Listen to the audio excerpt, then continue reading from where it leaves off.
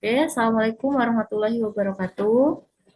Waalaikumsalam warahmatullahi wabarakatuh. Waalaikumsalam warahmatullahi wabarakatuh. Nah, selamat siang teman-teman semua. Jadi hari ini kita akan mendiskusikan mengenai kasus good practice dan bad practice yang terkait tugas dan fungsi Kementerian ATR BPN dan mengaitkannya dengan manajemen ASN dan Smart ASN. Nah, untuk itu sekarang kita lihat dulu video yang mencerminkan good practice ya.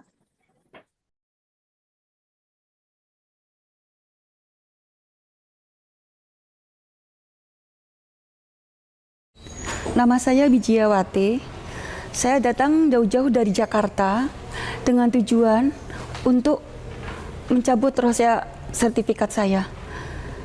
Alhamdulillah, saya nyampe tadi pagi di BPN Sukoharjo. Ternyata di luar dugaan. Ternyata one day service yang sedang diterapkan saat ini, Selasa sampai Kamis untuk pelayanan sendiri, benar-benar terbukti. Dan saya apresiasi sekali kepada pimpinan jajaran BPN Sukoharjo. Terus pertahankan, terus pertahankan. Bapak Ibu sekalian, mari kita sama-sama untuk membuat sertifikat sendiri, datang ke lokasi sendiri, dan manfaatnya rasakan sendiri. Demikian, terima kasih. Nah, itu tadi video tentang good practice yang ada di ATR BPN, tepatnya di kantor pertanahan Sukoharjo. Nah, menurut kalian sendiri, menurut pendapat kalian, apa sih masalah utama yang bisa berhasil dipecahkan dengan adanya layanan tersebut? Silahkan teman-teman untuk mengutarakan pendapatnya. Oke, jadi kalau menurut saya masalah utama yang berhasil diatasi itu adalah lamanya waktu pelayanan. Kalau dulu pemohon itu bisa menunggu beberapa hari untuk penyelesaian roya, tapi kalau di kantor Sukoharjo dipercepat jadi 1 hari. Nah, faktor penyebab lamanya waktu pelayanan itu bisa berasal dari alur birokrasi yang panjang atau keterbatasan pegawai. Dengan inovasi ini, alurnya dipangkas, jadi inovasi ini menunjukkan bahwa ASN itu harus dituntut profesional. ASN mampu mengelola waktu, berkas, dan sumber daya manusia sehingga pelayanan benar-benar selesai dalam 1 hari. Kalau dari aku ya, aku sih ngelihatnya dari sisi kepastian layanannya. Karena adanya jadwal khusus pada hari Selasa dan Kamis, ini memberikan kepastian waktu kepada pemohon untuk mengurus proses roya. Dan ini juga bisa meningkatkan kepercayaan publik, karena masyarakat jadi ngerasa lebih mudah untuk mendapatkan pelayanan terkait pertanahan dan juga lebih ringkas. Dan dampaknya, tentu citra instansi kita ini jadi dinilai lebih baik oleh masyarakat karena ada pelayanan yang teratur, transparan, dan pasti. Namun, di sisi lain juga terdapat kelemahan, yaitu terbatasnya hari pelayanan yang hanya tersedia 2 kali dalam 1 minggu. Nah, kondisi ini menimbulkan penumpukan permohonan dan juga antrian panjang. Jadi, kita harus bisa mencari solusi lain. Dan juga diperlukan strategi manajemen antrian, misalnya melalui sistem pendaftaran online, bisa juga dari pembatasan kuota layanan per hari, atau bahkan evaluasi kemungkinan penambahan hari layanan, sehingga keunggulan program ini tetap terjaga dan tanpa mengurangi kenyamanan untuk masyarakat. Mungkin itu sih dari aku, teman-teman. Izin teman-teman, kalau saya sih setuju dengan pendapat sebelumnya ya, bahwa inovasi ini merupakan peluang yang sangat baik ya. Jika layanan terus berkembang dan berhasil, inovasi di Kanta Sukoharjo ini dapat dijadikan model untuk direplikasikan ke kantor pertanahan lain secara nasional. Dari perspektif manajemen ASN, keberhasilan inovasi ini mencerminkan efisiensi birokrasi dan pengelolaan SDM yang efektif, di mana ASN tidak hanya melakukan tugas administrasi secara rutin, tapi juga mampu berperan sebagai pelayan publik yang adaptif dan proaktif. Selain itu, uh, inovasi ini juga selaras dengan prinsip Smart ASN, karena memanfaatkan teknologi dan pendekatan cerdas untuk meningkatkan kualitas layanan, mempercepat proses, serta memberikan pelayanan yang transparan kepada masyarakat. Dengan demikian, ASN tidak sekedar birokrat kaku, tapi menjadi agen perubahan yang mendorong transformasi layanan publik yang lebih modern dan responsif. Pada itu, teman-teman. Izin menambahkan, jadi semua pendapat yang tadi diutarakan itu menurut saya benar ya. Dan kalau bisa, memang diimbangi dengan aspek IT mungkin membuat antrian online supaya jelas berkas yang masuk bisa terkendali. Kalau ada sistem antrian online atau aplikasi pelacakan berkas, pelayanan tidak hanya cepat, tetapi juga transparan. Atau kalau memungkinkan, bisa menambah 1 hari lagi, misalkan hari Rabu. Kesimpulannya dari diskusi kita untuk good practice ini adalah bahwa inovasi Roya sehari jadi di hari Selasa dan hari Kamis di Kanta Sukoharjo ini merupakan hal yang baik ya, karena mengurangi waktu layanan, pemohon juga diberikan kepastian waktu. Tapi di sisi lain juga ada kelemahannya, yaitu bisa membuat antrian jadi lebih panjang, khususnya di hari Selasa dan Kamis. Jadi lebih baik lagi bila diimbangi dengan aspek IT, yaitu dengan membuat antrian online atau aplikasi untuk pelacakan berkas. Oke, teman-teman, selanjutnya kita akan mendiskusikan kasus bad practice ya. Jadi sebelumnya nanti kita lihat video ini ya.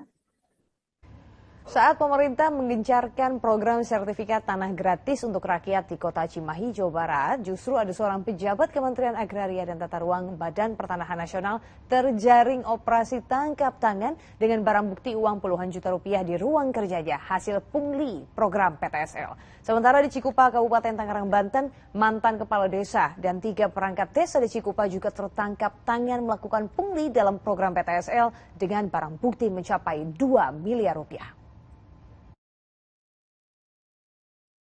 Operasi tangkap tangan oleh Kejaksaan Negeri Kota Cimahi, Jawa Barat menjaring Iwan Yustiawan yang menempati posisi sebagai Kepala Seksi Penetapan dan Pendaftaran Hak ATR BPN Kota Cimahi. Iwe terjaring OTT di ruang kerjanya pada Jumat 1 Juli 2022 atau akhir pekan lalu saat menerima pungutan liar alias pungli dalam penerbitan sertifikat tanah warga Kota Cimahi. Barang buktinya uang Rp35.400.000. Pelaku diduga sudah melakukan pungli selama setahun dengan meminta uang bervariasi kepada warga besarnya Rp300.000 hingga Rp3 juta dalam program PTSL. Penyelidikan awal, total Iwan menerima hasil pungli Rp128.500.000 selama setahun. Kini, pegawai ATR BPN itu sudah jadi tersangka dan ditahan di Mapolres Cimahi. Ada penyidikan, adanya pemaksaan pembayaran pada pembuatan penerbitan PTSL tahun 2021. Nah, itu urusan sertifikat ya Bang ya? Iya, sertifikat gratis. PTSL itu sertifikat gratis. Dulu namanya Prona, terus sempat ganti PTKL ya. Nah, sekarang PTSL. Yang diamankan uang berapa Bang? Pada saat kami melakukan ada peristiwa tertangkap tangan, ada uang kurang lebih sebesar Rp35.400.000. Artinya seharusnya pengurusan sertifikat itu gratis Bang ya? Tidak ada pungli. Sementara di Kabupaten Tangerang, Banten, Abu Mutolib, mantan kepala desa Cikupa, dan 3 orang perangkat desa Cikupa ditangkap polisi karena melakukan pungutan liar pada program pendaftaran tanah sistematis lengkap atau PTSL. Pungli sebesar Rp500 hingga Rp1.500.000 per sertifikat. Selama 2 tahun, pungli terhadap 1.300 warga yang ikut PTSL mencapai Rp2 miliar. Kasus ini terungkap berkat laporan warga kepada Unit Krimsus Polresta Tangerang. Modusnya itu melakukan pungutan di luar ketentuan, artinya ada biaya kepengurusan yang di luar ketentuan peraturan perundangan. Satu orang itu bisa berapa Pak? Pungutan Variasi ya, dari 1.319 orang yang kita periksa ini, keterangannya bervariasi. Selain menyita uang sisa hasil pungli sebesar Rp100 juta, polisi juga menyita kwitansi pembayaran dan sejumlah dokumen yang terkait pengurusan sertifikat tanah. Kini, para tersangka mendekam di ruang tahanan Polresta Tangerang dijerat pasal pemberantasan tindak pidana korupsi dengan ancaman hukuman 20 tahun penjara. Muhammad Abbas dan Syahbudin Atar melaporkan dari Kota Cimahi, Jawa Barat dan Kabupaten Tangerang, Banten. Oke, jadi itu tadi videonya. Sekarang teman-teman dipersilahkan untuk mengungkapkan pendapatnya mengenai kasus pungli yang dilakukan oleh Kepala Desa dan Kepala Seksi yang ada di Kantor Pertanahan Kabupaten Cimahi. Oke, waktu dan tempat dipersilahkan teman-teman. Oke, jadi kalau kita lihat dari sudut manajemen ASN, kasus ini tuh udah menunjukkan lemahnya aspek pengawasan dan integritas. Padahal salah satu tujuan manajemen ASN itu adalah membangun sistem merit yang menekankan profesionalisme dan bebas dari KKN. Izin menambahkan ya teman-teman. Jadi kalau kita lihat sebenarnya PTSL ini merupakan salah satu program strategis dari Kementerian Atr BPN yang bisa memberikan banyak manfaat besar kepada masyarakat, terutama dalam memberikan kepastian hukum atas tanah yang dimiliki oleh masyarakat. Akan tetapi dalam praktiknya, karena proses birokrasi yang panjang dan melibatkan banyak tahapan, seringkali rawan disalahgunakan oleh oknum-oknum tertentu. Apabila praktik pungli seperti ini dibiarkan, maka kepercayaan masyarakat terhadap institusi dan ASN sebagai pelayan publik akan runtuh. Dari perspektif manajemen ASN sendiri, hal ini menunjukkan perlunya adanya penguatan sistem pengawasan, seperti penerapan sistem merit system secara konsisten, serta penerapan kompetensi dan integritas dari pegawai. Nah, sejalan dengan itu, core values ASN berakhlak juga harus benar-benar diimplementasikan untuk para pegawai, di mana para pegawai wajib menerapkan akuntabel dalam setiap tahapan, loyal terhadap aturan dan kepentingan negara, dan juga berorientasi pada pelayanan untuk melayani masyarakat dengan tulus. Dan juga harmonis, yaitu kita bisa membangun kepercayaan dengan masyarakat, di mana dengan memegang teguh nilai-nilai tersebut, PTSL dapat berjalan dengan sesuai tujuannya, yaitu di mana bersih dari pungli, serta menghadirkan citra positif untuk ASN tersendiri, terutama untuk instansi BPN. Izin menambahkan teman-teman, pungli ini jelas bertentangan dengan nilai-nilai Kementerian ATR BPN ya, yaitu melayani profesional dan terpercaya. Tapi kalau masih ada pungli, berarti ASN tersebut gagal menjadi pelayan publik yang berintegritas dan profesional. Nah, dari sini kita bisa lihat juga bahwa masih lemahnya pengawasan internal dalam program-program strategis nasional. Izin melengkapi lagi teman-teman sedikit saja mungkin. Jadi kita sebagai ASN ini harus mengambil pelajaran atau hikmahnya. Karena kita adalah menunjukkan contoh smart ASN yang profesional, terpercaya, dan bisa mengelola program publik dengan transparan. Sehingga masyarakat mendapatkan pelayanan terbaik tanpa adanya pungutan liar. Dan kepercayaan terhadap Kementerian ATR BPN nantinya akan semakin meningkat. Mungkin itu saja. Oke, jadi kita sudah melaksanakan diskusi, dan untuk kesimpulan dari diskusi untuk bagian bad practice ini, jadi kasus pungli PTSL ini menunjukkan lemahnya integritas dan pengawasan ya dalam manajemen ASN. Padahal tujuan dari manajemen ASN sendiri itu untuk membangun sistem merit yang profesional dan bebas KKN.